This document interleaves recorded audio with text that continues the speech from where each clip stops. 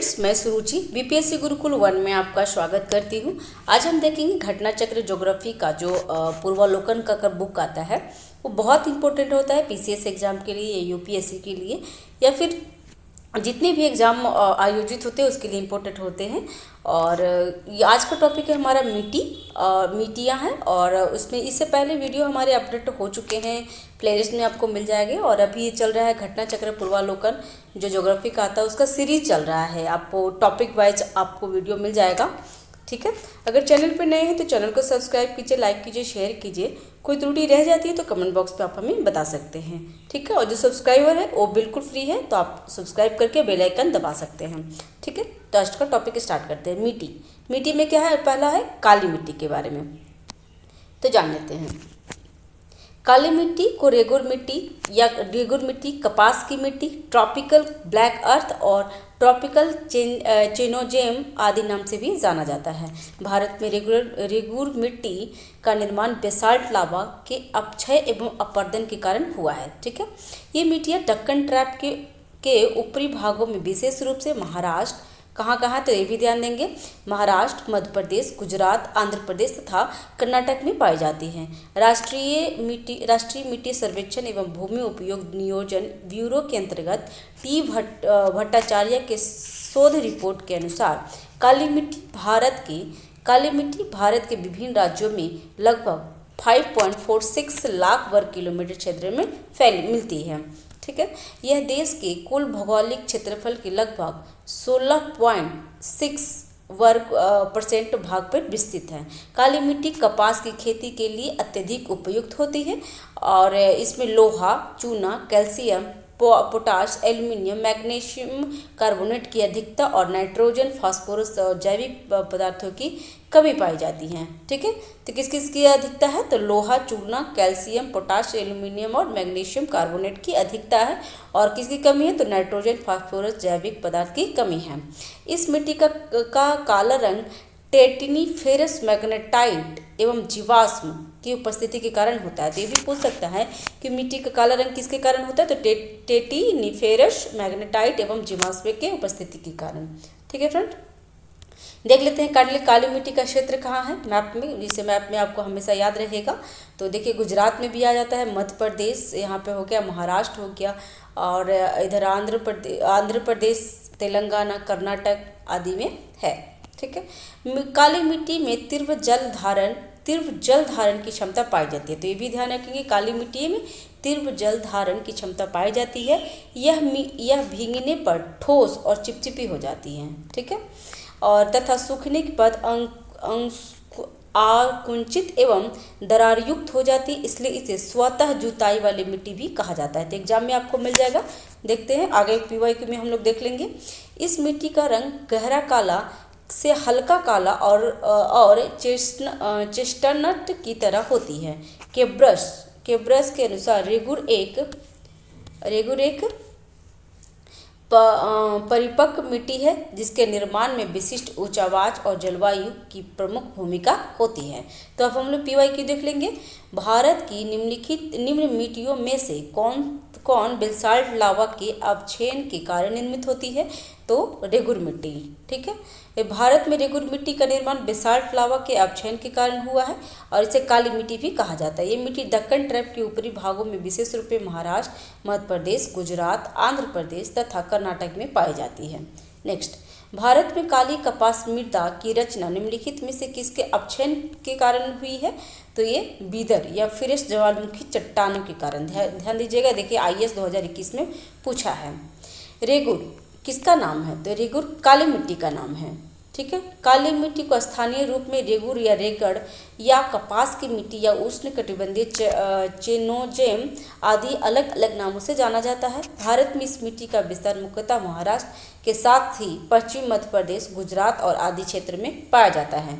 रेगुर मिट्टी सबसे ज़्यादा कहाँ पे है, तो महाराष्ट्र में। ठीक है फ्रेंड्स, नेक्स्ट, काली कपास मिट्टी निम्नलिखित में से किस नाम से भी जानी जाती है, तो ये रेगुर मिट्टी से भी जानी जाती है।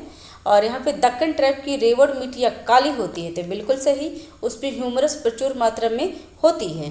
तो इसमें बोल रहा है ए सही है परंतु आर गलत है। ठीक है, दक्कन ट्रैप में काली मिट्टी को रेगड़ या रेगुर के नाम से भी जाना जाता है। यह कपास की खेती के लिए अत्यधिक उपयुक्त होती है। इसमें लोहा, चूना, कैल्शियम, पोटास, एल्यूमिनियम एवं मैग्नीशियम कार्बोनेट की अधिकता होती है और नाइट्रोजन, फास्फोरस और जैविक पदार्थ मतलब ह्यूमरस की कमी हो जाती है। तो ध्यान दीजिएगा कि काली मिट्टी में ह्यूमरस की कमी होती है। ठीक है फ्रेंड्स। नेक्स्ट, भारत की निम्नलिखित मिट्टियों में से कपास की खेती के लिए कौन सर्वाधिक उपयुक्त है? तो कपास के लिए रेगुर मिट्टी सर्वाधिक उपयुक्त है। करेवा किस प्रकार की खेती के लिए प्रसिद्ध है? तो करेवा केसर के लिए। ठीक है। और करेवा कहाँ पे आपको मिलेगा फ्रेंड्स? तो करेवा आपको जम्मू कश्मीर में मिलेगा। ठीक है। और देखिए 67 बीपीएससी री एग्जाम 2022 से पूछा हुआ, जिसमें मैं एग्जाम दी थी। ठीक है। तो करेवा किस प्रकार की खेती के लिए प्रसिद्ध है? तो केसर के लिए। करेवा हिमनद, चिकनी मिट्टी तथा दूसरे पदार्थ का हिमोट पर मोटी परत के रूप में जमा होता है। करेवा जफरान देसी केसर की कृषि के लिए प्रसिद्ध है। ठीक है। केसर को जफरान भी कहते हैं। काली मिट्टी कपास की खेती के लिए प्रयुक्त है, तो ये सही है। और उसमें जिसमें जैव तत्व प्रचुर मात्रा में पाए जाते हैं, तो जैव तत्व मतलब जीवाश्म प्रचुर मात्रा में पाई जाती है, तो नहीं, वो गलत है। तो ये सही है और आर गलत हो गया। ठीक है। नेक्स्ट, काली मिट्टी कपास की कृषि के लिए उपयुक्त होते हैं। सेम क्वेश्चन रिपीट हुआ है मैम। फ्रेंड्स देख लीजिए, इसमें नाइट्रोजन तथा जैव पदार्थ प्रचुर मात्रा में पाई जाती है, तो नहीं, नाइट्रोजन और जैव पदार्थ मतलब ह्यूमरस नहीं पाई जाती है। तो इसमें सेम क्वेश्चन आपको रिपीट किया हुआ है, तो सी आंसर। नेक्स्ट, देश की निम्नलिखित मिट्टियों में से किसमें स्वतः कृषि मिट्टी कहा जाता है? तो ये काली मिट्टी या कपास मिट्टी को कहा जाता है स्वतः जुताई। कौन सी मिट्टी कपास की खेती के लिए सबसे उपयुक्त है? तो काली मिट्टी कपास के लिए सबसे उपयुक्त है। लावा मिट्टी पाई जाती है, कहाँ पाई जाती है? तो मालवा पठार में।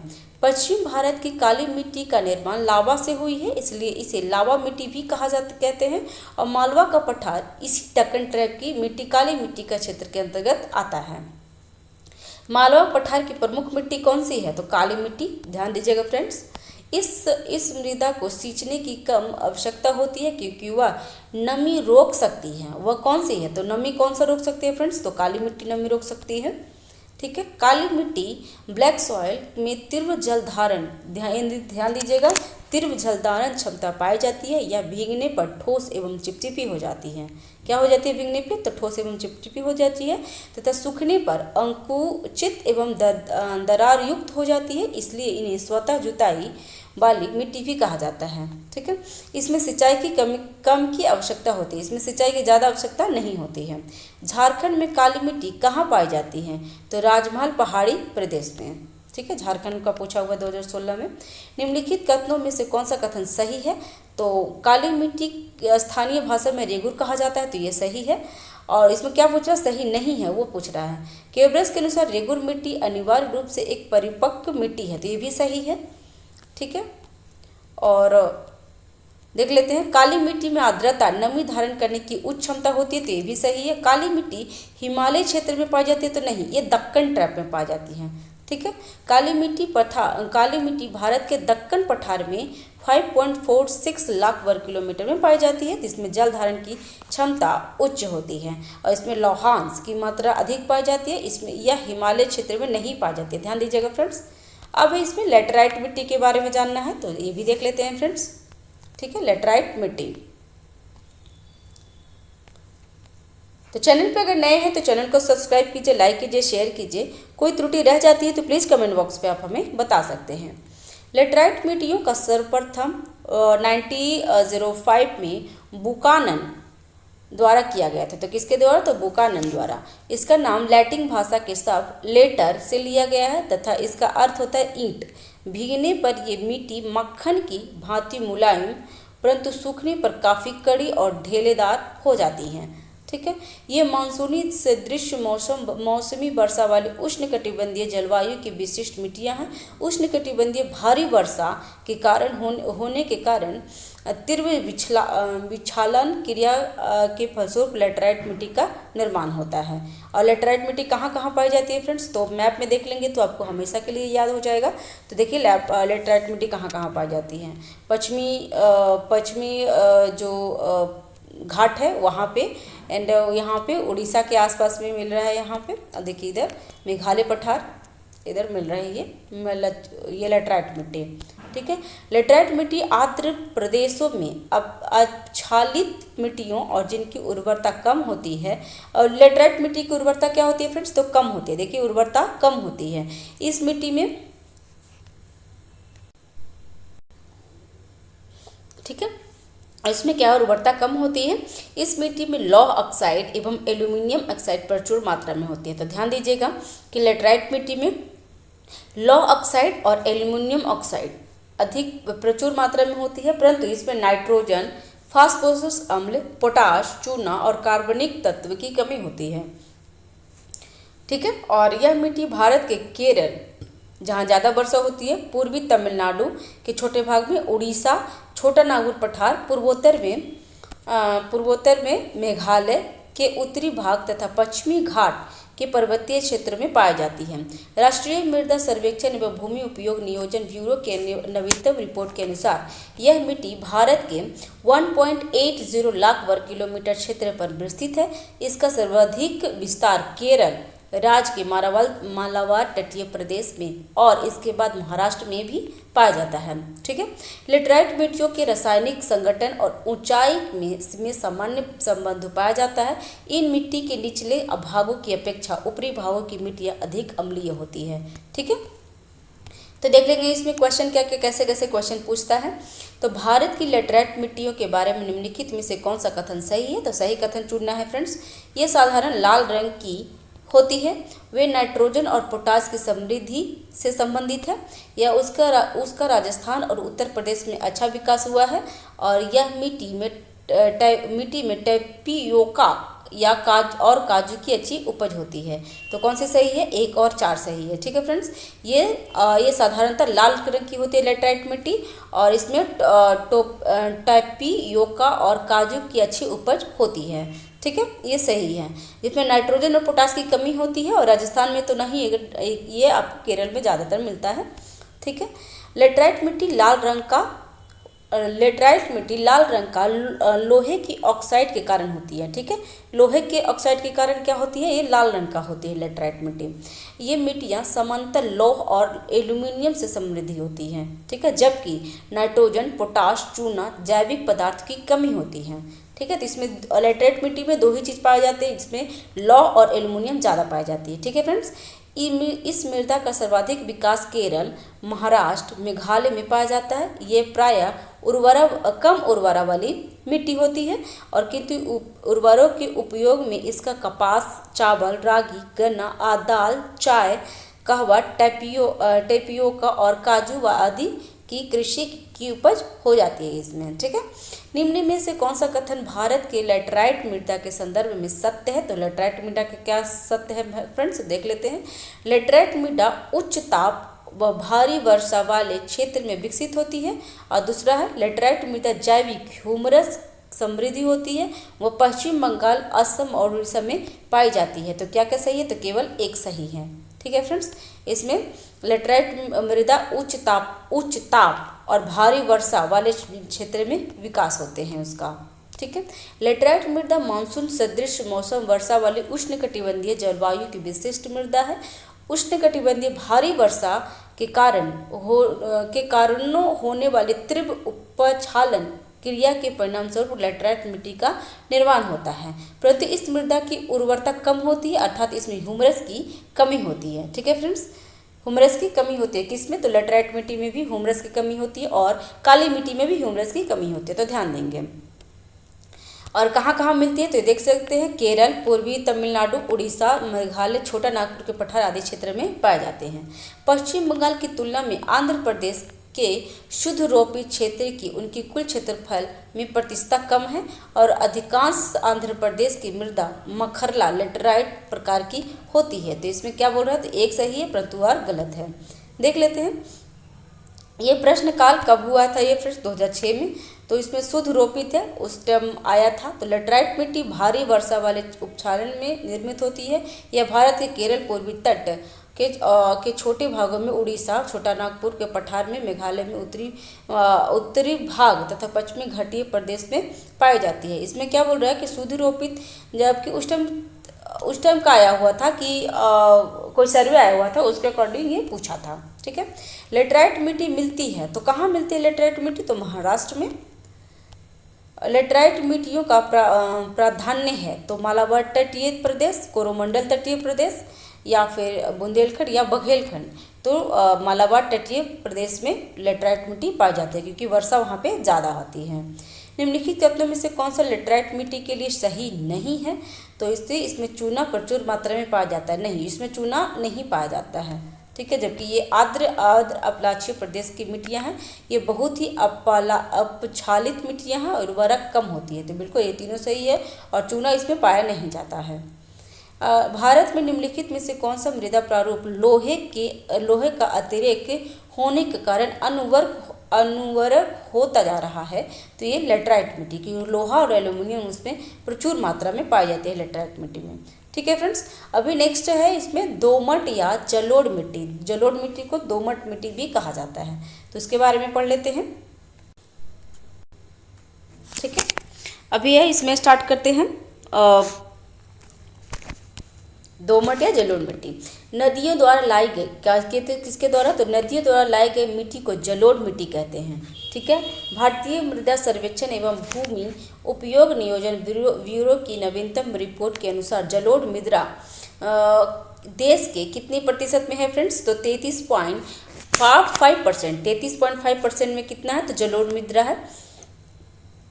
भागों में लगभग 11 लाख वर्ग किलोमीटर क्षेत्र में विस्तृत है। यह मिट्टी कहाँ कहाँ है? तो पंजाब से असम तक विशाल मैदानों भाग में के साथ साथ नर्मदा, ताप्ती, महानदी, गोदावरी, कृष्णा, कावेरी घाटियों में फैली हुई है।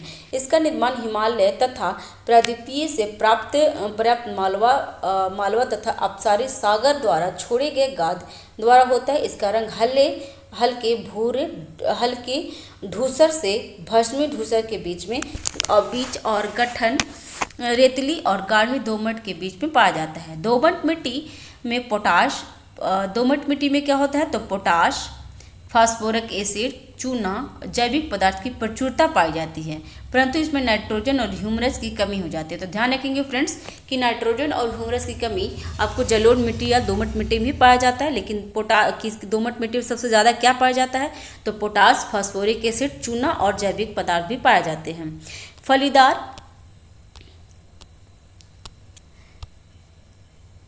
फलीदार फसलों के लिए खेती में इसमें तेजी से नाइट्रोजन का स्थिरीकरण संभव हो जाता है।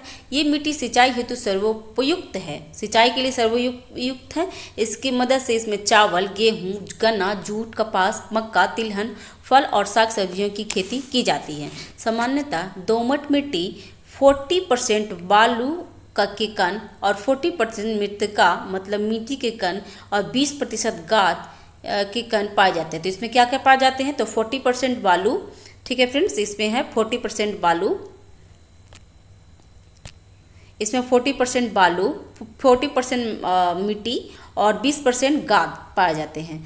बलुई दोमट मिट्टी की जलधारा क्षमता सबसे कम होती है। ठीक है, बलुई दोमट मिट्टी की जलधारा क्षमता कितनी होती है? तो सबसे कम होती है, क्योंकि इसमें रवे भारी मात्रा में वो बड़े होते हैं।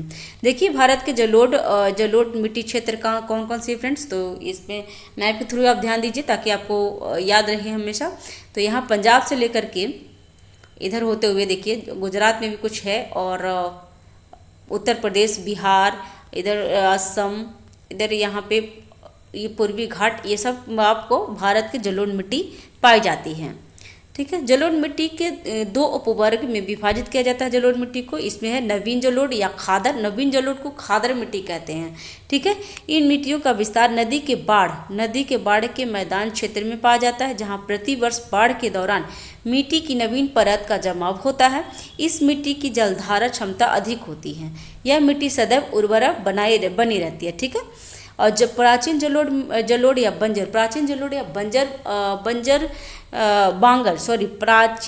या बांगर मिट्टी किसे कहते हैं फ्रेंड्स? तो बांगर मिट्टी की स्थिति बाढ़ की पहुंच से दूर कुछ ऊंचाई पे होती है। यहाँ मिट्टी का रंग गहरा पाया जाता है, गहरा रक्त भूरा पाया जाता है, जिसमें चूनेदार कंकड़ के पिंड अधिक पाए जाते हैं। बांगर मिट्टी पर लवणीय और क्षारीय प्रस्फुटन के कारण रेत का जमाव मिलता है। यह मिट्टी कम उर्वरक होती है, जिसमें इसमें नियमित उर्वरकों की आवश्यकता होती है। ठीक है। भावर, भावर किसको कहते हैं तो ये देख लेते हैं। शिवालिक की गिरिपाद कहाँ देख लेंगे फ्रेंड्स, कहाँ पे भावर मिट्टी मिलती है? शिवालिक की गिरिपाद में के जलोढ़ पंख में पाए जाते हैं, जिसकी मिट्टी स्थूल और गुट्टी का युक्त होती है। इसे भावर कहते हैं। ठीक है। भावर के दक्षिण दलदली और गाढ़ी मिट्टी वाले क्षेत्र को तराई कहा जाता है। तो तराई कहा जाता है। यहाँ की मिट्टी में नाइट्रोजन और जैविक पदार्थ की प्रचुरता और फास्फोरस की कमी होती है। तो भावर मिट्टी में क्या होती है? तो नाइट्रोजन और जैविक पदार्थ की प्रचुरता होती है, मतलब उसमें ज़्यादा होते हैं, जबकि फास्फोरस की कमी होती है। यहाँ की ऊंचाई भागों में प्राप्त प्राचीन जलोढ़ को राढ़ नाम से भी जाना जाता है। ठीक है फ्रेंड्स। अब इसमें से क्वेश्चन देख लेते हैं कि कैसे कैसे इस पे क्वेश्चन पूछा हुआ है। तो जलोढ़ मिट्टी के संदर्भ में निम्नलिखित में से 4 कथन दिए गए हैं, उसमें सही कथन को चुनना है। तो सही कथन क्या है? तो यह मिट्टी भारत के कुल भूभाग के 14% हिस्से में, तो ये गलत है। इस मिट्टी में फास्फोरस एसिड भरपूर मात्रा में पाई जाती है, तो ये भी सही है। ठीक है। नेक्स्ट, जलोढ़ मिट्टी में पोटास, फास्फोरस एसिड, चूना और जैविक पदार्थ मतलब जीवाश्म प्रचुर मात्रा में पाए जाते हैं। तो किसमें? जलोढ़ मिट्टी में। परंतु नाइट्रोजन और ह्यूमरस की कमी होती है। तो ध्यान दीजिएगा फ्रेंड्स। और ये कितने हैं? तो 33.5% भाग पे है। भारत में जितनी जो बची हुई उसमें कितने 33.5% भाग में जलोढ़ मिट्टी का विस्तार है। ठीक है। नेक्स्ट, भारत में सबसे अधिक उपजाऊ मृदा कौन सी है? तो ये जलोढ़ मिट्टी है। ठीक है। निम्नलिखित में से कौन सी मिट्टी नदियों द्वारा निर्मित होती है? तो नदियों द्वारा निर्मित होती है जलोढ़ मिट्टी। और नवीन जलोढ़ मिट्टी या खादर का निर्माण नदियों के बाढ़ के मैदान क्षेत्र में होता है, जहां प्रतिवर्ष बाढ़ के दौरान मिट्टी के नवीन परत का जमाव होता है। और दूसरा है प्राचीन जलोढ़ या बांगर मिट्टी। तो इसकी स्थिति बाढ़ की पहुंच से दूर कुछ ऊंचाई पर होती है। नेक्स्ट, निम्नलिखित में से कौन सी मिट्टी नदियों द्वारा निर्मित होती है? तो ये आपको नदियों द्वारा निर्मित बांगर मिट्टी, इसमें जलोढ़ मिट्टी बोलते हैं इसको। भारत में सबसे बड़ा मिट्टी का वर्ग कौन सा है? तो इसमें कछारी को भी जलोढ़ मिट्टी कहते हैं। कछारी मिट्टी को भी जलोढ़ मिट्टी कहते हैं और सर्वाधिक क्षेत्र में पाई जाती है, जिसमें कितना है? तो 33.5% भागों में लगभग 11 लाख वर्ग किलोमीटर क्षेत्र में विस्तृत है। यह मिट्टी पंजाब से असम तक के विशाल मैदान भाग के साथ साथ नर्मदा, ताप्ती, महानदी, गोदावरी, कृष्णा और कावेरी घाटियों में भी फैली हुई है।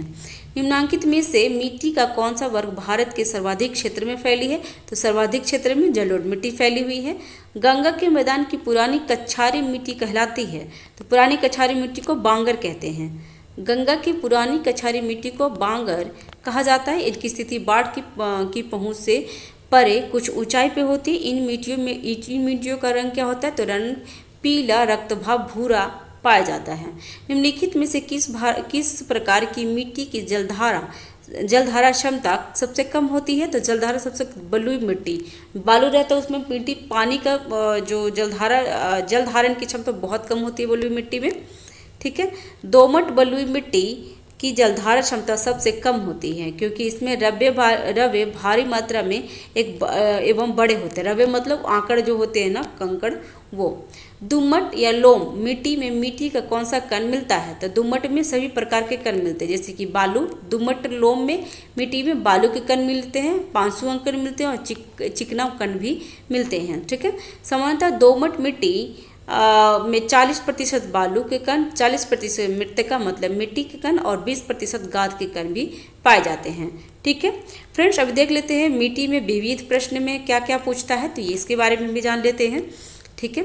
राष्ट्रीय मृदा सर्वेक्षण और भूमि उपयोग नियोजन ब्यूरो की नवीनतम रिपोर्ट के अनुसार लाल मिट्टी रेड सॉइल भारत में लगभग कितनी में है? तो लाल मिट्टी 8.7 लाख वर्ग किलोमीटर एवं 26.8% मिट्टी में विस्तारित है। तो कौन से? तो लाल मिट्टी। लाल मिट्टी का निर्माण जलवायविक परिवर्तनों के फलस्वरूप लब्धेदार एवं कायांतरित सेलों के विघटन एवं विनियोजन से होता है। इन मिट्टी में सिलिका एवं आयरन की बहुत बहुलता पाई जाती है। तो लाल मिट्टी में क्या क्या पाई जाती है फ्रेंड्स? तो सिलिका एवं आयरन की बहुलता पाई जाती है। इस मिट्टी का लाल रंग किसके कारण होता है? तो फेरिक ऑक्साइड के कारण। लाल मिट्टी का लाल रंग क्यों होता है? तो ये फेरिक ऑक्साइड की उपस्थिति के कारण लाल होता है, लेकिन जल योजित रूप में यह पीली दिखाई देती है। लाल मिट्टी में चूना, मैग्नीशियम, पोटास, फास्फोरस, नाइट्रोजन एवं ह्यूमरस की कमी होती है। देख लीजिए फ्रेंड्स, लाल मिट्टी में क्या क्या कमी होती है? तो चूना, magnesium, potash, phosphorus, nitrogen, humus की कमी होती है। इनका विस्तार मुख्यतः पश्चिमी तमिलनाडु, कर्नाटक, दक्षिणी महाराष्ट्र, छत्तीसगढ़, तेलंगाना, उड़ीसा एवं छोटा नागपुर के पठार में पाया जाता है। देख लीजिए लाल मिट्टी भारत में प्रमुख मिट्टियाँ कहाँ कहाँ हैं? तो लेटराइट मिट्टी जो ब्लैक से किया हुआ ये इधर लेटराइट मिट्टी है फ्रेंड्स, देख रहे हैं। उसके बाद बलुई मिट्टी, जो बलुई मिट्टी कैसे बनाया हुआ है फ्रेंड्स? इधर बलुई मिट्टी है, देखिए ये बलुई मिट्टी। उसके बाद काली मिट्टी जो ऐसे किया हुआ है, तो काली मिट्टी दक्कन में मिलती है, तो ये यहाँ पे बनाया हुआ है, दक्कन में काली मिट्टी मिलती है। लाल मिट्टी कहाँ कहाँ पाई जाती है? तो लाल मिट्टी भी दक्कन में पाई जाती है, देख लीजिए इधर लाल मिट्टी पाई गई है, ठीक है। और जलोढ़ मिट्टी जो जल के धारण क्षमता कम होती है उसमें, तो जलोढ़ मिट्टी यहाँ पे जलोढ़ मिट्टी है।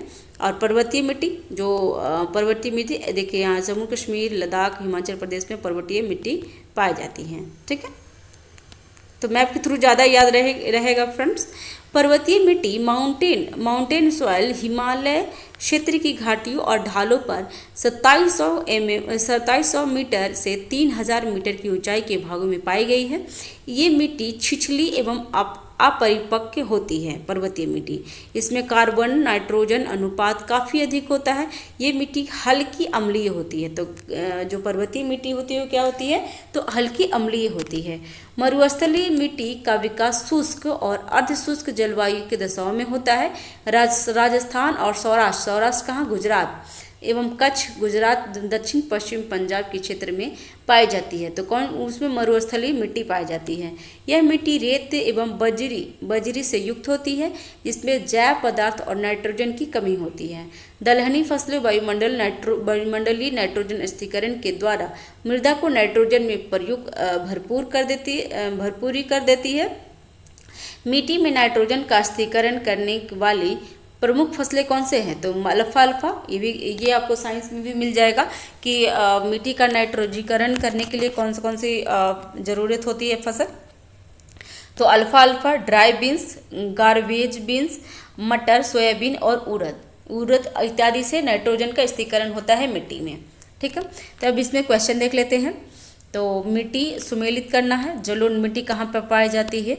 तो जलोढ़ मिट्टी ज़्यादातर उत्तर प्रदेश में, काली मिट्टी महाराष्ट्र में, लाल मिट्टी आंध्र प्रदेश में और मरुस्थल मिट्टी कहाँ है? तो राजस्थान में। पश्चिमी राजस्थान की मिट्टी में किसकी मात्रा अधिक होती है? तो कैल्शियम की, ठीक है। कैल्शियम की सबसे ज़्यादा पश्चिमी राजस्थान की मिट्टी में उपयुक्त होती है, ठीक है। पश्चिमी राजस्थान के अंतर्गत जैसलमेर, बीकानेर, बाड़मेर, जालौर, जोधपुर, गंगानगर, सिरोही, झुंझुनू, पाली और सीकर जिले में आते हैं। इस जिले में मिट्टी में चूना, कैल्शियम का लवण आधारित क्षारीय एवं लवणीय प्रकार की होती है। अतः इस क्षेत्र में मिट्टी में कैल्शियम की अधिक मात्रा पाई जाती है। निम्नलिखित में से कौन सी फसल मृदा को नाइट्रोजन से भरपूर कर देती है? तो ये मटर, ठीक है। और जिसमें कौन कौन से है? तो अल्फाल्फा, ड्राई बीन्स, गार्बेजो बीन्स, मटर, सोयाबीन और उड़द।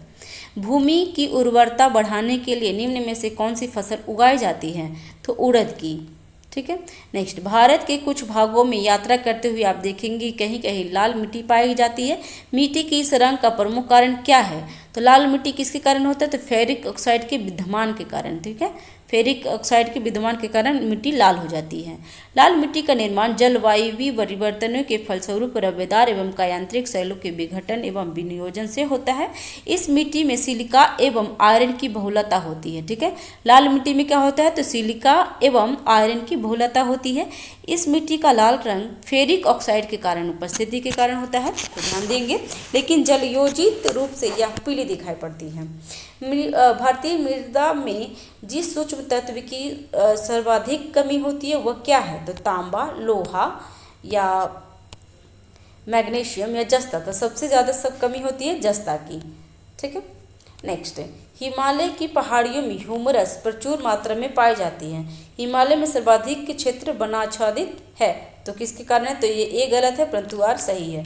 ये तो सही है कि हिमालय में सर्वाधिक क्षेत्र वनाच्छादित है, लेकिन ये जरूरी नहीं है कि हिमालय की मिट्टियों में ह्यूमरस प्रचुर मात्रा में पाई जाती है, ऐसा नहीं है।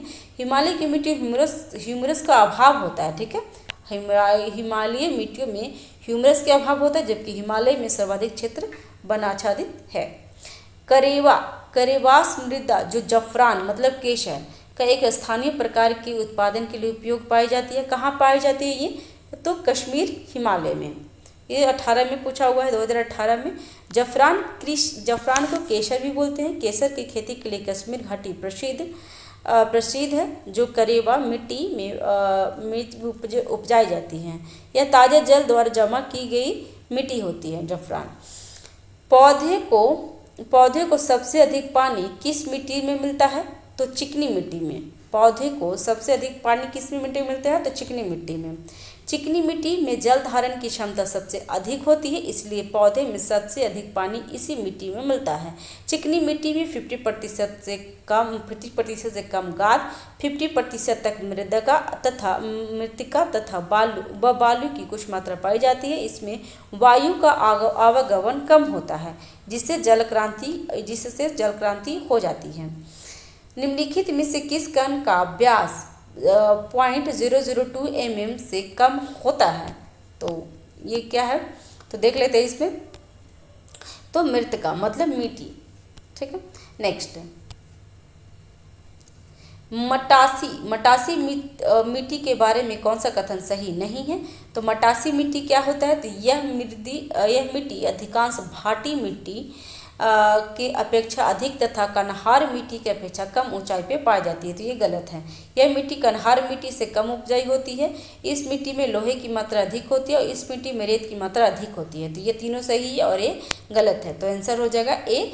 मटासी मिट्टी के बारे में कौन सा कथन सही नहीं है, तो वो मटासी मिट्टी को लाल पीली मृदा भी कहा जाता है। ध्यान दीजिएगा, मटासी मिट्टी 2021 में छत्तीसगढ़ में पूछा हुआ है, तो मटासी मिट्टी को लाल पीली मृदा भी कहा जाता है। यह मिट्टी छत्तीसगढ़ के अधिकांश भागों में फैली हुई है। ठीक है, इस प्रकार की मृदा छत्तीसगढ़ के लगभग आधे क्षेत्र में फैली हुई है। यह अधिक ऊंचाई पर और अधिक जल निकासी वाले स्थानों पर पाई जाती है मटास मृदा। इस मृदा में आयरन ऑक्साइड सबसे प्रचुर मात्रा में पाई जाती है। फेरस ऑक्साइड Fe2O3 की उपस्थिति से इसे लाल रंग, जबकि फेरिक ऑक्साइड Fe3O4 इसे पीला रंग देता है। धान के उपयोग के लिए प्रचुर मृदा प्रमुख मृदा है। ठीक है, अब अम्लीय और क्षारीय मृदा के बारे में पढ़ लेते हैं। जितने भी मिट्टी का जो टॉपिक है इसी एक ही वीडियो में कंप्लीट कर लेते हैं फ्रेंड्स। ठीक है, तो इसमें अम्लीय एवं क्षारीय मृदा, तो मिट्टी का pH मान कम होना मिट्टी के अम्लीय तथा pH मान अधिक होना मिट्टी का क्षारीयता को प्रदर्शित करता है। ठीक है, अधिक अम्लीय या अधिक क्षारीय मिट्टी सामान्य फसलों के लिए उपयुक्त नहीं होते हैं। सामान्यतः फसलें उगाने वाली मिट्टी का pH मान कितना होना चाहिए, नॉर्मल, तो 6.0 से 7.0 के मध्य होना चाहिए। तेजाबी मतलब एसिड मृदा अवसादी प्रकृति की होती है। ये मृदा लैटराइट, लोहमन, लाल और अन्य लाल मृदा की समूह की मृदाएं होती हैं। इनका विकास भू आकृति, अम्लीय मूल सामग्री और नमकीन युक्त जलवायु के प्रभाव में होता है। ठीक है, ताप और नवीन युक्त जलवायु और अधिक वर्षा की स्थिति में मृदाओं की मूल सामग्री में तीव्र अपक्षय होता है। क्षारों की लीचिंग काफ़ी बढ़ जाती है। उच्च तापमान के साथ भारी वर्षा और अत्यधिक लीचिंग से अम्लीय मृदाओं का निर्माण होता है। तेजाबी मिट्टी को कृषि योग्य बनाने के लिए सामान्यतः चूने लाइम का प्रयोग किया जाता है। भारत में क्षारीय मृदा शुष्क एवं अर्धशुष्क भागों एवं दलदली क्षेत्रों में पाई जाती है। तो ये ध्यान लीजिए कि भारत में क्षारीय मृदा कहाँ कहाँ पाई जाती है। तो क्षारीय मृदा शुष्क एवं अर्धशुष्क भागों एवं दलदली में पाई जाती हैं। इस मिट्टी की उत्पत्ति शुष्क एवं अर्धशुष्क भागों में जल तल के ऊंचा होने एवं जल प्रभाव के दोषपूर्ण होने के कारण होती है। ठीक है फ्रेंड्स, तो अभी क्वेश्चन देख लेते हैं। निम्नलिखित कथनों पर ऊसर मिट्टी के संबंध में है, तो क्या देखना है इसमें, तो सही उत्तर देखना है। तो इसमें 2 और 3 सही होंगे, जिसमें इस मिट्टी का पीएच मान 7 से अधिक होता है, किसको, ऊसर मिट्टी में, और इस मिट्टी में धान की फसल उगाई जाती है, तो दोनों सही हो जाएंगे। ऊसर मिट्टी का पीएच मान 7 से अधिक होता है, ध्यान दीजिएगा फ्रेंड्स, ऊसर मिट्टी का पीएच मान 7 से अधिक होता है। इस मिट्टी में जीवाश्म, नत्रजन और जिंक की भारी कमी होती है। इसके उपचार के लिए पाराराइट्स, जिप्सम और ढैंचा की हरी खाद का उपयोग किया जाता है। किस में किया जाता है फ्रेंड्स, तो ऊसर मिट्टी में। ठीक है, नेक्स्ट, सामान्य फसलें उगाए जाने के लिए उर्वरा भूमि का पीएच मान कितना होना आवश्यक है, तो ये 6 से 7। ठीक है फ्रेंड्स, 6 से 7 होना चाहिए। तेजाबी मिट्टी को कृषि योग्य बनाने हेतु निम्नलिखित में से किसका उपयोग किया जाता है, तो लाइम का। ठीक है, तेजाबी मिट्टी को कृषि योग्य बनाने के लिए सामान्यतः चूने मतलब लाइम का प्रयोग किया जाता है। ठीक है, चूना, ध्यान दीजिएगा, चूने मतलब लाइम को प्रयोग किया जाता है। उल्लेखनीय है कि मिट्टी के अधिक अम्लीय या अधिक क्षारीय होने पर समान फसलों की कृषि में उपयुक्त नहीं रहती है। मिट्टी में खारापन एवं क्षारीयता की समस्या का समाधान है, तो क्या है, तो खेतों में जिप्सम का उपयोग करो। तो खारा और ये जो खारा मिट्टी होते हैं, खारापन और क्षारीयता, उसे समाप्त किया जा सकता है जिप्सम मतलब कैल्शियम सल्फेट का उपयोग करने से। किसका उपयोग मिट्टी की लवणता एवं क्षारीयता की समस्या का दीर्घकालीन हल है, तो जिप्सम। नेक्स्ट, भारत में सर्वाधिक क्षारीय क्षेत्र पाया जाता है, तो ये उत्तर प्रदेश राज्य में सबसे अधिक क्षारीय क्षेत्र पाया जाता है। ठीक है फ्रेंड्स, नेक्स्ट, भारत में लवणीय मृदा का सर्वाधिक क्षेत्रफल कहाँ है, तो लवणीय मृदा कहाँ पाई जाती है, तो गुजरात में। ठीक है, लवण प्रभावी मृदाओं का सर्वाधिक क्षेत्रफल वाला राज्य कौन सा है, तो गुजरात। नेक्स्ट, मृदा का लवणीय भवन मृदा में एकत्रित सिंचित जल के वाष्पीकृत होने से पीछे छूटे नमक और खनिजों से उत्पन्न होता है। सिंचित भूमि पर लवणीय भवन का क्या प्रभाव पड़ता है, तो यह कुछ मृदाओं को अपारगम्य बना देती है। ठीक है, नेक्स्ट, निम्नलिखित में से कौन सी मिट्टी चाय बागानों के लिए उपयुक्त होती है, तो चाय बागानों के लिए कौन सी मिट्टी उपयुक्त होती है फ्रेंड्स, तो इसमें अम्लीय मिट्टी जो चाय बागानों के लिए उपयुक्त होती है।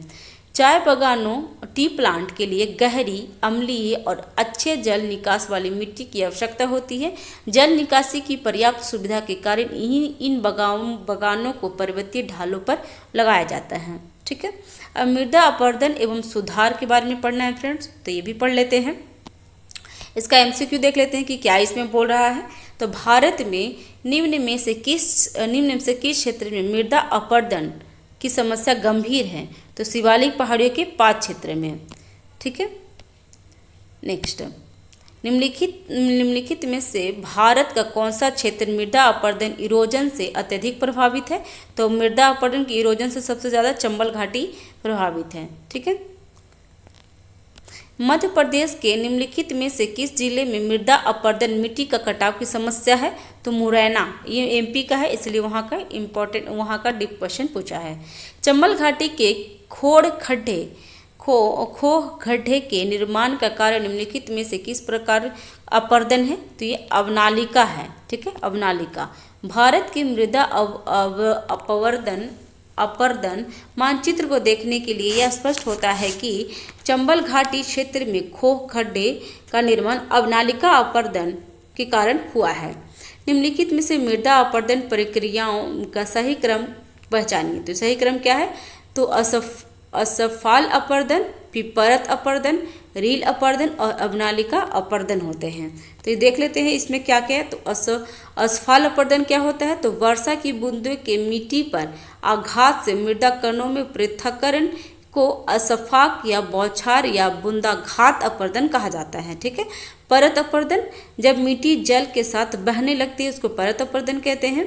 रील अपर्दन क्या किससे कहते हैं, तो जब मिट्टी में छोटे एवं कम गहरी नालियां बनने लगती है उसको रील अपर्दन कहते हैं।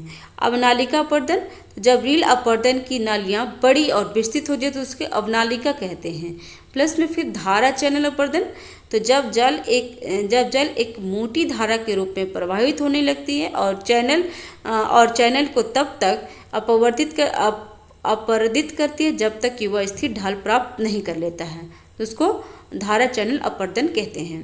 कृषि भूमि में किसके पौधे उगाने से भूमि का अपर्दन अधिकतम तीव्रता से होती है, तो सोधर्म विश्व वाणिज्य कोष के एक विश्लेषण के अनुसार सोधर्म मतलब ज्वार किसी अन्य फसल की तुलना में भूमि अपर्दन के लिए अत्यधिक उत्तरदायी होती है। प्रश्नगत प्रश्नों में क्लोवर सबसे अधिक भूमि अपर्दन करते थे। नेक्स्ट, कौन सा तरीका मिट्टी की उर्वरता प्राप्त करने का नहीं है, तो इसी बीज संशोधन, जिसमें फसल चक्र कर सकते हैं, मिश्र खेती कर सकते हैं, बहुफसल करेंगे तो मृदा उर्वरक बढ़ती है। लेकिन अगर बीज संशोधन करते तो मृदा की उर्वरता प्राप्त नहीं की जा सकती है।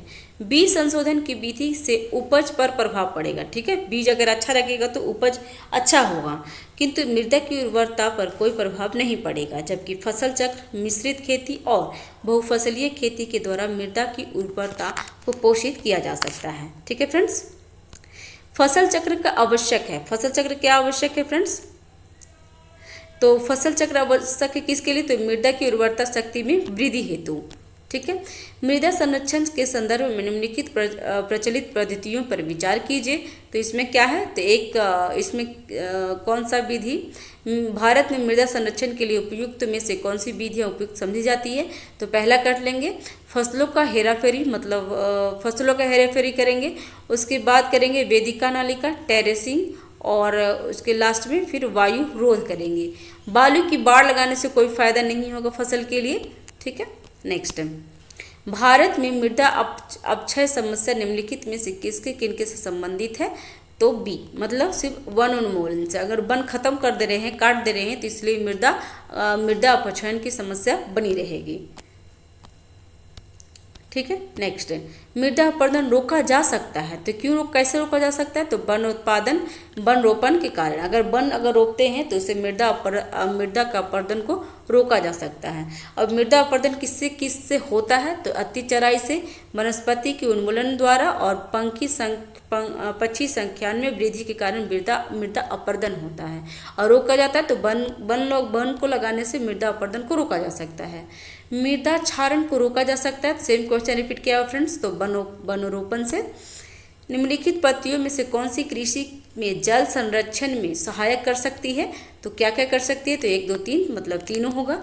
इसमें भूमि की कम एवं शून्य जुताई, खेती में सिंचाई के पूर्व जिप्सम का प्रयोग, और फसल अवरोध को खेत में ही रहने देना इत्यादि, ये हो जाता है क्या आपको जल संरक्षण। नेक्स्ट,